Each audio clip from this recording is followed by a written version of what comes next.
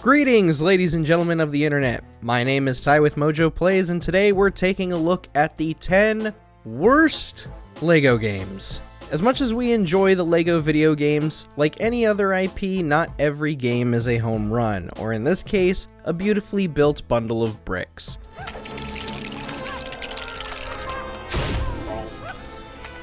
With the amount of flaws these games possess, we'd much rather step on a pile of Legos. Or 5. Did any of these titles disappoint you? What's the worst LEGO game you've ever played? Share your dismay with us in the comments below.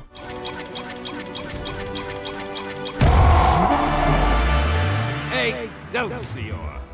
Before we begin, we publish new videos all week long, so be sure to subscribe and ring the bell to be notified about our latest videos. LEGO Star Wars: The Force Awakens.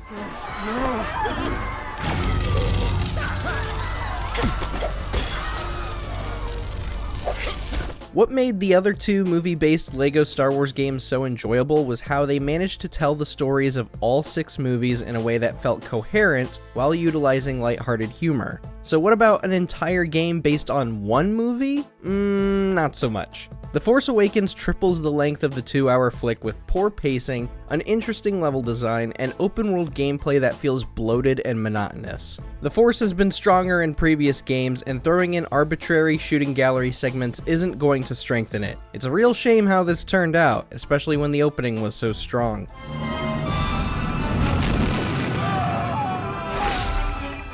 LEGO Marvel Superheroes 2. Okay, let's jump. As soon as we're low enough. The first LEGO Marvel Superheroes was special in that it was the first LEGO game to feature DC Comics' competitor. On top of that, it managed to provide an experience that celebrated Marvel's greatest heroes and villains. Its sequel, on the other hand, was far from spectacular. It does absolutely nothing special with the LEGO formula in terms of mechanics, resulting in tedious gameplay that makes the entire experience forgettable. The only thing this game could be remembered for is its painfully bad story. Your might is unsurpassable, my Kang. Oh, I like that. Say it again.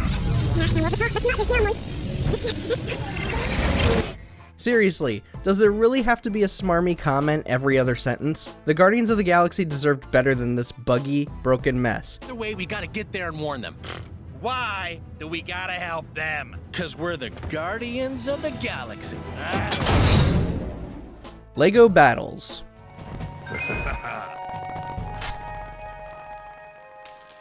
Honestly, we'd jump on board with the real-time strategy LEGO game. How many times did we mix our medieval sets with aliens or send SpongeBob and Darth Vader to Hogwarts? While we did see this idea come to fruition on the Nintendo DS, it floundered in the worst ways imaginable. LEGO Battles was way more buggy than most LEGO games were, especially the ones made on DS. To make matters worse, the controls were abysmal, the difficulty is almost non-existent, and the game fails to evolve anywhere past baby's first Age of Empires. We'd certainly like to see this concept return with improvements made, but after a dreadful Ninjago spin-off, LEGO Battles may never return again. LEGO Worlds. Collect new bricks, models, and vehicles. Conquer worlds. Minecraft in LEGO form is like putting a hat on a hat. Nothing is taken away, but nothing is improved either. LEGO Worlds is the inverse of that, in that it's LEGO in Minecraft form. Like the former, nothing is really gained. Unlike the former, whatever time you spend playing it is lost forever. In other words, you have nothing to gain but everything to lose. LEGO Worlds tasks you with exploring different, underwhelming themed worlds that are littered with nothing but fetch quests. Adding to the frustration are the awkward controls that make moving and building feel like an arduous chore. We can appreciate the experimentation, but why was this made if the gameplay never goes beyond its core concept? You gotta give your player more to do besides building assets and gathering resources. Getting to grips with the Discovery tool is the first step on your journey to becoming a master builder. LEGO Rock Band.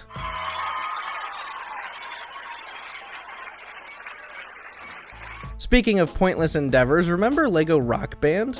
If not, we wouldn't blame you, as this entire game was forgettable from start to finish. For starters, there was nothing about it that made it a LEGO game outside of visuals. There was no interesting twist, no new gameplay mechanic, just LEGO people jamming out. As for the set list, it's kind of a jumbled mess of styles. How exactly do you go from peppy artists like Elton John and Bon Jovi to something depressing like Korn and the All-American Rejects? Sure, the songs chosen were great, but the selected songs simply don't mesh together. In hindsight, LEGO probably would have worked better under the Guitar Hero name instead. The LEGO Movie video game. Everything is awesome. Everything is cool when we're part of the team. Everything is awesome.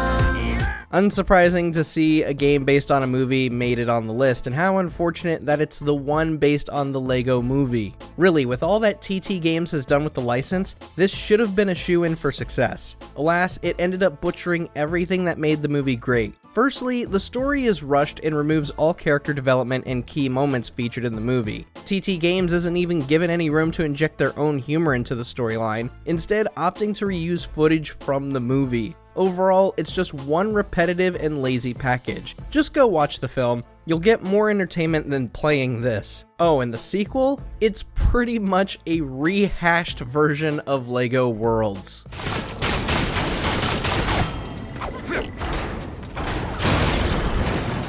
LEGO Indiana Jones 2: The Adventure Continues.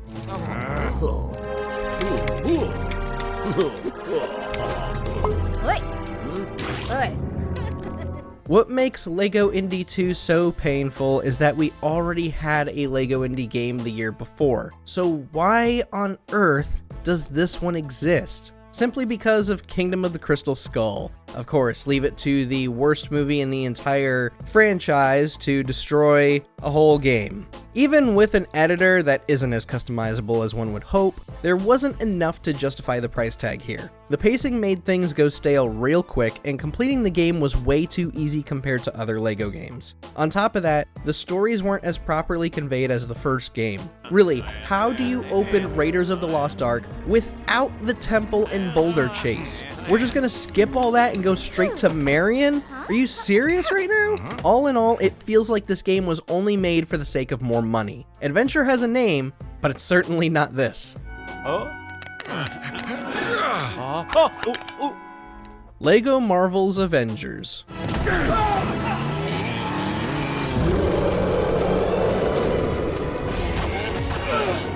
Compared to LEGO Marvel's Superheroes 2, this is arguably the more offensive. LEGO Marvel's Avengers attempts to combine both the 2012 film and its sequel Age of Ultron into one mashed up story, and it failed. Miserably. The game somehow managed to make both stories an incoherent mess while bloating the open world gameplay with tedious, uninspiring quests. What's more frustrating is the abysmal sound design. If we can't control the Tesseract's energy, there may not be a minimum safe distance. I need you to make sure the Phase 2 prototypes are shipped out. Yes, sir.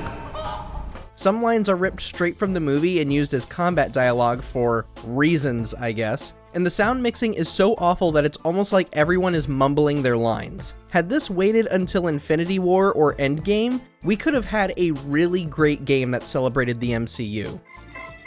Wow, guess that's one way to avoid getting a parking ticket. LEGO The Incredibles. And it's not Incrediboy either. I'm Syndrome, your nemesis. Oh, brilliant.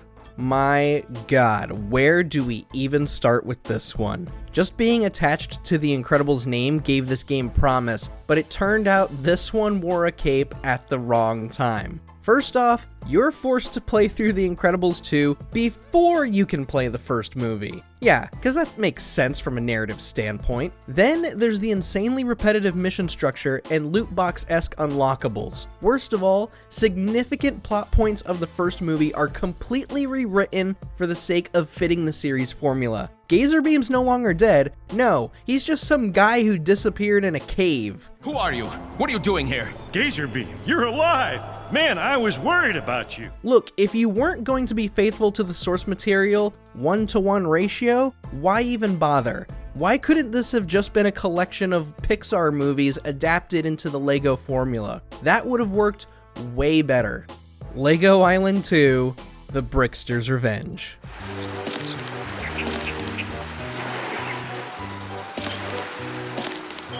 What even happened here? What made the original Lego Island so memorable were the various entertaining minigames, multiple playable characters, and the overall goofy charm. Lego Island 2 is completely void of any of that. Now, we could stand having to play as Pepper and only Pepper, but boring minigames, annoying sound design, and a terrible PlayStation port made this game unbearable. The least they could have done was inject some personality into its characters, and yet all we got were stiff animations, weird voice acting, and lazy writing. Lego Island deserved far better than this.